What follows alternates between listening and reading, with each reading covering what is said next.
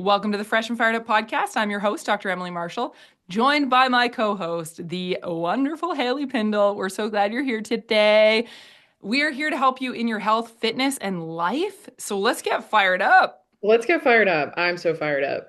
I know, me too, because we have an amazing guest on today.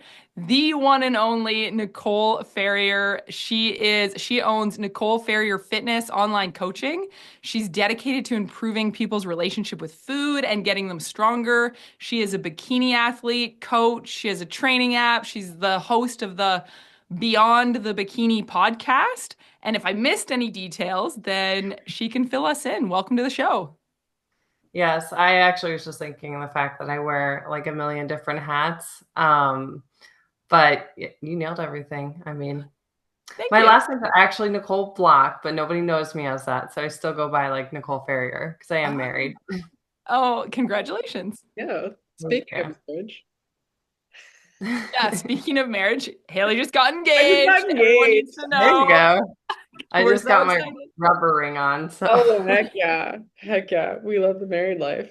Oh, that's great. Yeah, no, I'm super excited. Nicole, I've been following you forever, so I really looked up to you ever since I started my fitness journey, to be quite honest with you. So I'm super stoked. I'm curious if you're open to sharing like your story throughout your fitness journey. What got you into coaching? What got you into bikini and like bodybuilding and all of that? If you wanted to touch on those things a bit. yeah.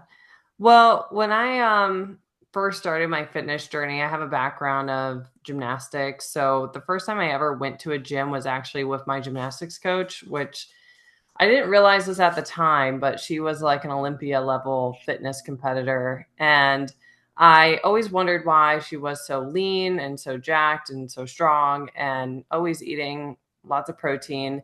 Didn't quite understand that. But the first time she took me to the gym, I did not like it. I hated conditioning. I hated getting stronger. My thing as an athlete was like flexibility, and that's all I really cared about. But over the years, I started to dabble more into weight training when I was 17 with some of my teammates. Now, I will say I definitely had my struggles, and I think part of this just came from taking things a little bit too far. I have a competitive nature and I did struggle with disordered eating in high school. And I think I was just consuming all the wrong types of content. I mean, America's Next Top Model, 17 magazine. I would like go on like blogs of like celebrities with their weight and their exercise routines and try to copy it. But then I would like times it by 10 and make it more intense. And I definitely had my bouts of taking things a more obsessive route, but not necessarily realizing at the time it was bad. I thought I was just like disciplined and dedicated and that like nobody could outwork me. And then it wasn't until my best friend was starting to notice and some hard conversations that I had with like family members and it's like, oh, like this is actually a problem. Like normal people don't think this way about food and exercise.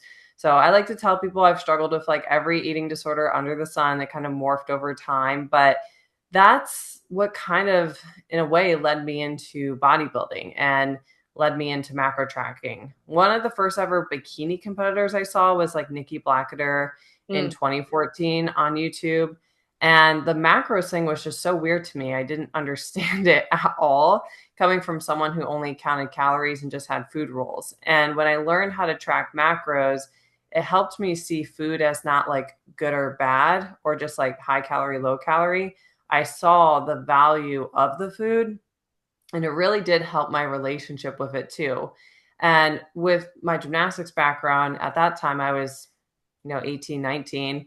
You're retired at that point. Like you can't just like be competing and your body hurts a little bit more and you start to get scared of skills. And I really just missed that competitive outlet. Um, and I thought I originally wanted to be like a marathon runner, but then I just realized that that wasn't the look that I was trying to achieve because I had always liked aesthetics. Like I'm not going to sugarcoat that. But it led me into the bikini and bodybuilding world. And I really just fell in love with it. And I'm still doing it like 10 years later. Yeah, wow.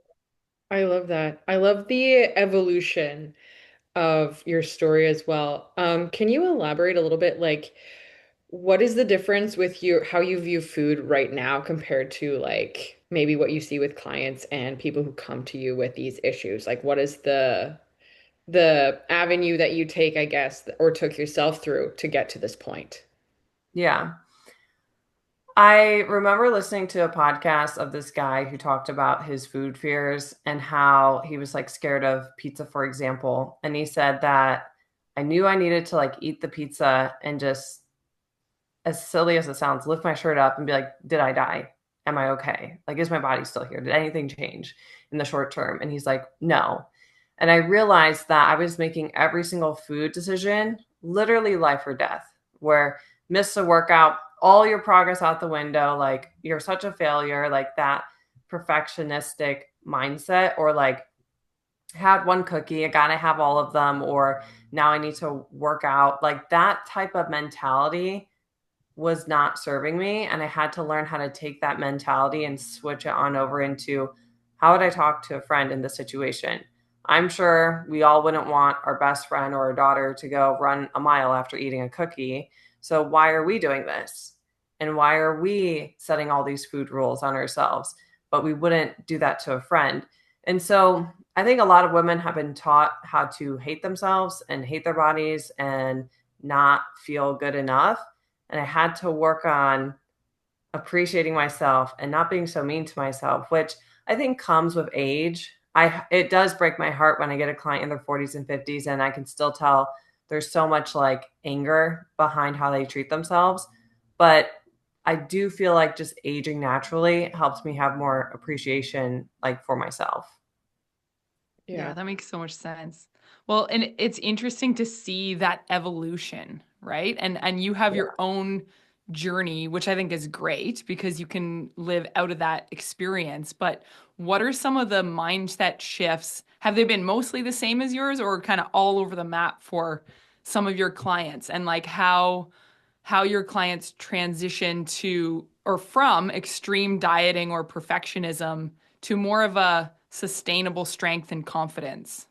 hmm I think everybody has to reach their breaking point. So if you are wanting to improve, you have to want that for yourself. You can't like say you kind of want it, but then like you still want to hold on to like these old behaviors that aren't serving you. So like you really need to be coming to this with a place of like, I am ready to change and I know it's going to be scary. And then it's about meeting the client where they're at. I don't expect someone to go from, let's say, binging 2 times a week to just stopping, right? Because if they could do that, they would have done that. So it's about trying to figure out why are we doing it in the first place, and everybody has a different reason why. I think a lot of people make struggles with food about the food, and oftentimes it's not. It can be about someone's food structure, like just not eating enough, trying to maintain a body fat percentage that is too low for you. So like your hunger and satiety cues are like all out of whack. You see that a lot in the bodybuilding space post show. And then I also just think talking about the rules that you have around food, because there's different types of restrictions. So some people have like physical restriction of calories where they're just like not eating enough, and then others have mental restriction. So they feel like they're eating enough, but then they're still saying things like, well, I was good over the weekend, or I didn't have the cookie, so that made this weekend a good one. So they're still using terminology like that we have to kind of work through. Or they'll say things like, I feel fluffy or I feel fat. And it's like, okay, well, what are we actually feeling? And just because we feel fluffy doesn't mean we need to go into a deficit right away. And, I do work with clients who are in fat loss phases, but you can't really go into a fat loss phase if your relationship with food is not at a good point. I hope that answers your question. It's Yeah. hard because it's so nuanced and each and every single person is different with what their needs are. Um, so if there's anything specific, I'm always happy to break it down. Yeah, no, that makes sense to me, and I agree. I have experienced a similar thing in different ways. So my primarily, I've done some coaching, but my primary background has been in a clinical setting as a chiropractor. And it's the same sort of thing, right? If someone is struggling with aches and pains or different problems, right? There has to be this point where they're like, I don't want to live like this anymore. Hmm. And the pain of staying the same has outweighed the pain of making the change. And so Yeah. I think that that is similar for the environment that you're working in. I was also curious. So, obviously you've done your competing as an athlete or as a bikini athlete. And I know there's some common misconceptions that I'm thinking more of women, but I'm sure men and women have about the training and the lifestyle kind of behind the stage ready look. I feel like if you're Hmm. not in that world, it's a really there's a lot of misconceptions, I think. Can you speak to that at all? Yeah. Are you talking about misconceptions as in like the glamorized side or I'm thinking more of like the phases of eating and training and in and out of, you're not always in, athletes don't just stay in their stage ready look all the okay. time. Yeah. Oh my gosh, that always drives me nuts when people are, well, this doesn't happen much now, but they'll say, "Oh, I want to do a prep and like have like my goal body." And the body that you have on stage, what I like to tell people is it's like a costume. So just like an athlete puts on a costume for a competition or like a dance recital, let's say, you're not going to wear that costume forever. Like you have to take it off. And a lot of competitors struggle with taking it off, and in reality, we're actually putting it back on because we're putting body fat back on after a competition. I used to struggle with this more so at the start of my competing because I put unnecessary pressure on myself to like maintain a leaner look. You'll hear a lot of trainers say like I want to look the part, or we see a lot of like younger people getting into like influencing, so they again want to look the part. But looking the part also takes away from your quality of life when you're like chasing the extremes. And when you are that lean, your quality of life is just not there. And that's why I'm so accepting about gaining weight post show, is because like I want my energy back. I want my strength back. I want my glutes back. Like I want these certain parts of my body to feel better. And I think so many people panic and think body fat gain is bad.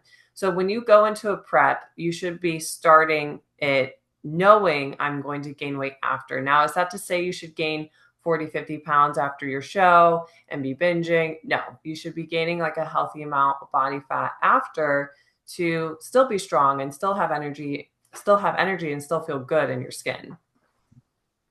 What does that look like for like a healthy gain for time frame and amount? Is there a formula for that? Yeah, weight loss and weight gain is typically 1% per week.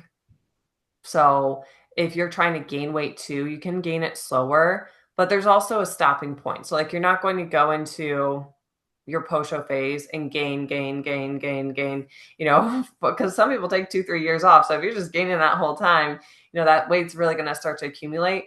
Most people's bodies have set points where it's hard to break past that barrier. And that's where you kind of see the physique starting point of like the ectomorph, mesomorph, ecto, endo, and mesomorph. There we go. And there's just different types of shapes that people hold. So like you'll see some people that could gain like 10 pounds post show and be healthy there. You'll see others that need to gain 20. You'll see others that need to gain 30. So everyone is different. I try not to put like an actual number on it because someone that's 5 foot and 5'9", 20 pounds looks different for both of those people. So it's about finding what works best for you and your body. And also, old school me, like when I first started, would have said, do a super slow reverse diet post show. Now, I believe in a recovery diet post show, which is jumping up your calories pretty quickly to your predicted maintenance and then building upon there. Because again, the weight gain is going to happen. You just might as well get healthy as fast as you can so you can start building muscle. Interesting. I love that. I also wanted to touch on like some questions that were coming up for me and questions I have for you, like the body image aspect of it. from when you started competing up until now, I can definitely hear it in your voice where you're definitely more like zoomed out and like you said, like this is a costume and this is not forever, but like compared to when you started, like how much worth did you hold in your body compared to like the worth that you hold now? Yeah. I think a lot of that came down to my own insecurity where I seeked validation and I seeked other people's approval. And so when my physique looked really fit and in shape, like, I mean, no joke, guys. Like, I would have people stop me in the street saying, "Oh my gosh, you look amazing. Like, what do you do for your body?" I would have people in the grocery store saying that. And when you're, 20, 21 years old, and I was not popular in high school. Nobody noticed me. I felt like I was one of those people that was invisible in the background. So to get attention when I always felt like I was a background character was like, "Oh, this is nice. I kind of like this." And so that was really kind of addicting in a way.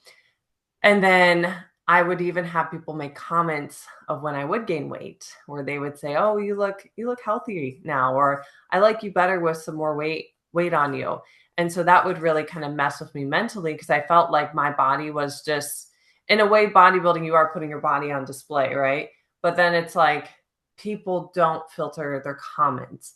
So what I had to learn was how to filter people's comments, where even if someone compliments me getting leaner, I don't take it personally. If you think I look great, cool. But like, whatever. And that's not to say like don't ever compliment Nicole. Like you can compliment me, but like I'm not going to put that much value in your compliment, just like I don't put a lot of value in their criticism, I guess. So anything someone says to me is very like whatever, but what I think about me is important, and like what my husband thinks about me is important, what my coach thinks about me is important. Outside of that, I just try to like push the comments aside, and I feel like that helped. Yeah, more like body neutrality. Yeah, and I even like instill that with my clients. Like you have some that are wanting to lose weight and like what do most people do? Yay, the scale's down, like super happy about it. I'm like, okay, well, that's still an extreme reaction. Like I think it's great that you're wanting to lose weight, but like let's just acknowledge the data and move on. The scale's down. I'm moving towards my goal. Or the scale's up. Maybe you're not moving towards your goal. But in order to create neutrality, it also looks like taking those old habits and like scaling that back because I want all data to be neutral. And that's not to say you shouldn't celebrate wins. You should, but it shouldn't be this is good, this is bad. Yeah, I totally agree with that. Well, and if it creates too much of a yo-yo that's happening all the time, right? It's like being on a hamster wheel versus like if you've set a big goal for yourself like 18 months out and you hit that wildly important goal and you've already decided that when you hit the goal you're going to celebrate in a specific way. I think it's very different when you're doing it intentionally than when it's just willy-nilly up and down with every movement of every number. We call it number stalkers where they're just like it can happen in the social media world too, right? And you're just like hyper checking all the numbers, and that's where you run into issues, I think. Just my two Yeah. I cents. mean, I see people compete and do that too, where they'll like go in and they're like overall or nothing. And I'm like, winning an overall is pretty rare. And you can't walk into a show being like, I'm going to win the whole thing because there's certain things that we want to control, right? And a lot of us have wanted to control the scale or control certain outcomes. And there's certain things that are just out of your hands that you can't. And you have to let go of that. I had someone ask me last year, they were like, aren't you upset that you didn't turn pro? And I'm like, honestly, no, because like that's just not in my control. It's not in my hands to give myself a pro card. And if I'm not ready for it, then I'm not ready for it. And I could tell that this person was kind of being snarky about it. But at the same time, like bodybuilding has to be for you and it can't be for the trophies and winning. Like, sure, I've got a lot of the like trophies and stuff back there. To be honest, like I don't think twice about them. Once you win that, you don't think about it. But I think about the prep, I think about the journey that got me that trophy, but I don't think about the trophy itself. Yeah, it's the whole thing of like enjoy the process. And it's so prevalent in every single aspect of life. I'm sure you can relate this back to like to even your business. Like you probably had goals that you wanted to meet, you met them, and it's like, okay, great. Now we're back at the process to, get another goal. And then you have fun in the more of the chase part of it rather than the outcome. Yeah. So, Yeah. I just saw a video recently and one of the one of the lines in it was success isn't a finish line, it's a treadmill. Welcome to the grind, which is so true. Like in any area, right? Like there's always going to be the next thing. It's like requires that keeping going on the path. And I feel like, okay, so just flipping this around a little bit, have you found that, like, because I'm assuming most of your clients are in the bikini world, or do you kind of have a mix?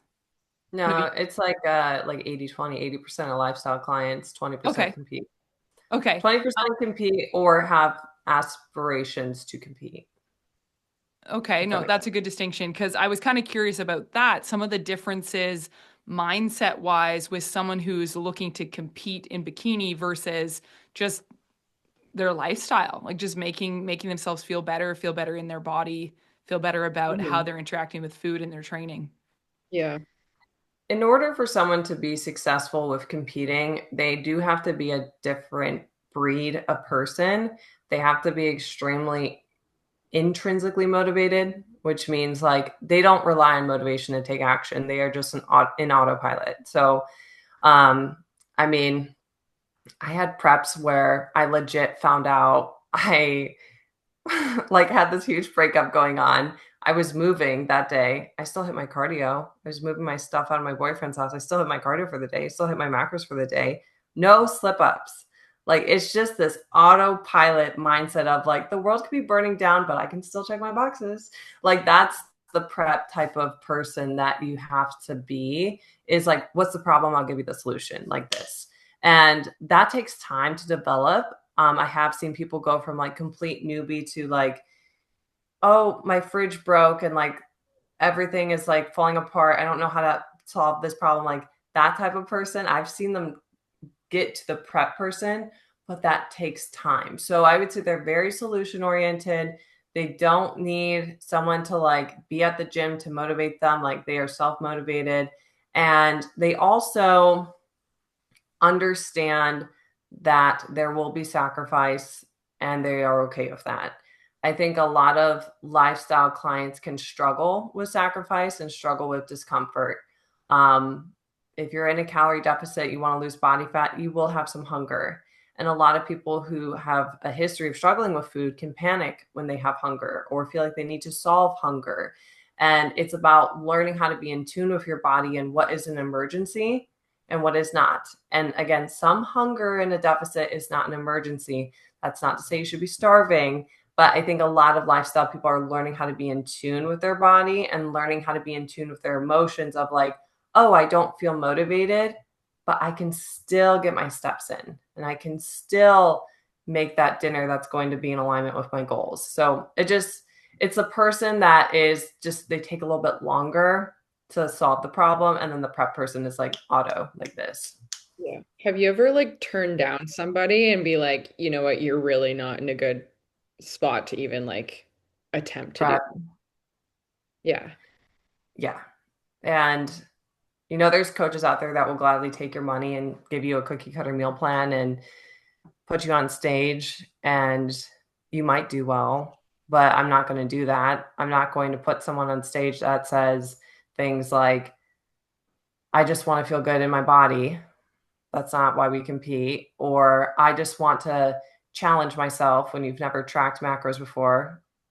The challenge just starts with you being consistent, So prep is a very advanced thing. I like to say that everybody has a body. Not everybody should be a bodybuilder. You can still pull things from bodybuilding. You can still train. You can still work with a coach. You can still be consistent, but you don't have to step on stage. And if you want to prep, it's expensive. This is a sport. Just like if you got into golfing or horseback riding, this is going to cost you literally thousands of dollars. So you need to be okay with that financial investment. Yeah, that's a good distinction. Well, and I feel like if you're, yeah, it comes back to what you said, your why and what your goals are with it. I'm Hmm. curious to know, have you had any, you can speak to yourself or your clients or whatever you're comfortable with, but any extreme like symptoms or things that are really difficult outside of just like the ups and downs, outside of the mental, like the actual physical symptoms that your body goes through with like the ups and downs of weight loss and regain? I would say, I mean, honestly, this post show, my weight regain that I've had has been the best. And I'm also self coaching right now, which is a little ironic because I always encourage people to work with a coach after. But heck, I would hope a decade into this, I could figure it out on my own. And the weight regain has been totally fine. I will say for the ups and downs with body image, like, I like to tell people that you had bad body image days at your leanest. So, like, you're going to have bad body image days when you gain weight, or when you're in the process of gaining weight, or when you're in the process of losing weight. Because bad body image is just like being in a bad mood. You're a human being. Like, you're going to be in bad mood sometimes. So, again, nothing is urgent. You don't have to completely change your plan just because you're in a bad mood or have a bad body image day or moment. Now, in terms of like, the weight gain process versus weight loss, like, focus on the pros and cons. Like, with weight loss, there's still lots of cool pros. I mean, clothes might fit a little bit better. You might feel a little bit more confident. You might find that you, oddly enough, some people like sleep better and like digest food a little bit better when they're dieting. And then in a surplus, like, focus on the strength that you have, focus on maybe you have a really good libido when you're eating more calories. Like, there's different like pros that come with that phase that we got to lean into. So it's like that saying that the grass is always greener, and I'm like, well, the grass is green where you water it. So, like, whichever phase that you're in, don't like look at your neighbor's lawn and be like, well, they're dieting, I want to diet. It's like, just focus on the phase that you're supposed to be in right now. Yeah, that Yeah. makes sense. Yeah. And like the physical symptoms, just to kind of piggyback on Emily's question, like when you do go through prep, what are some of the things that no one would expect that they go through? Like, for Yeah. example, like losing your cycle or like lack of sleep and things like the physical symptoms that you do go through that no one's like, this is going to happen. Talking about Yeah. Um, frequent urination. I know this sounds so stupid, but like, it's very annoying. Like, I will have to use the restroom every 20, 30 minutes. I don't quite understand the physiology on why. I think it's because our fat stores are lower, so your water retention drops. That's what I would assume. But I will have to go to the bathroom like all the time and throughout the night. Like, I will sometimes wake up 3, 4, 5 times a night towards the end of prep just to use the restroom. Um, so you can't hold on to fluid well.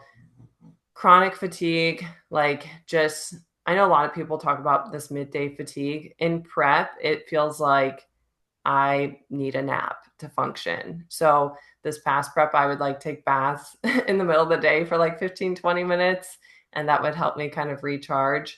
Um, the other one is just like energy waves. So in prep, you'll feel really groggy and then feel extremely energized. Like, it feels like adrenaline, and then it drops down again. So it's kind of like blood sugar spikes and crashes, but it feels more like adrenaline, which is very interesting because sometimes you feel really bad in prep, sometimes you feel great, and you just have like an adrenaline spike. So those would be some of the things that I don't think people talk about. Menstrual loss is pretty common. I've dealt with that myself more towards the end. There are some women that literally lose their period like this when they start dieting. I don't lose it until like 20 weeks into dieting, and I always get it back like right away after. But again, I also let myself gain weight after. So you have to kind of scale back on like the cardio and let yourself gain weight if you want to restore your cycle. Um, so those are the main things. And then some people will report irritability.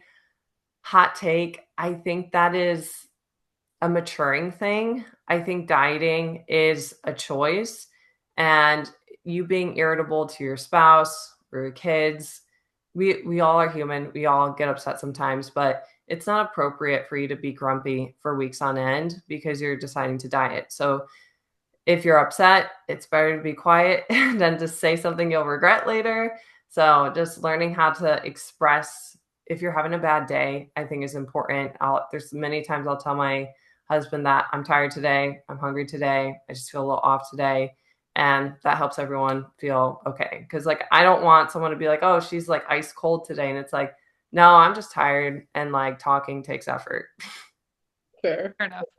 Yeah, and Emily, you've said this before, it's like all perspective to some degree too. Like Nicole, you just said like this is a choice that we're making. And I feel like people can get into like, oh, I feel crappy. I feel like this. And so you're going to take it out on other people, or you're going to view it as like poor me and the whole victim mindset thing. But at the end of the day, like it's a choice that you're making. And it's, yeah. And you could stop at any point, Yeah. you know? Yeah. It's interesting too, learning. I like what you said about learning how to be more intuitive and more in tune with your body, because I've seen this a lot over my health span of being in the healthcare world, where people also have a lot of fears around their body. So like any little symptom, like even what you're talking about, like what is an emergency, what is not, and like, well, I have this weird pain, I have this tingle, I have this Mhm. numbness, I have this, like, I can tell you like 1,000 symptoms that freak people out. And there are times where there's actually something that needs to be addressed.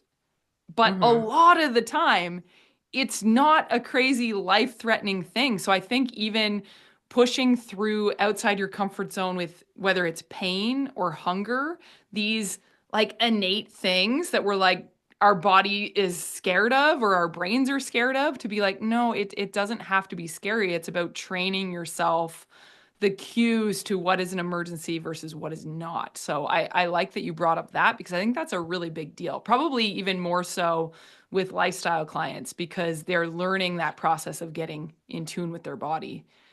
Yeah. I think what I like about bodybuilding is it makes you have gratitude for just how cushy our lives are.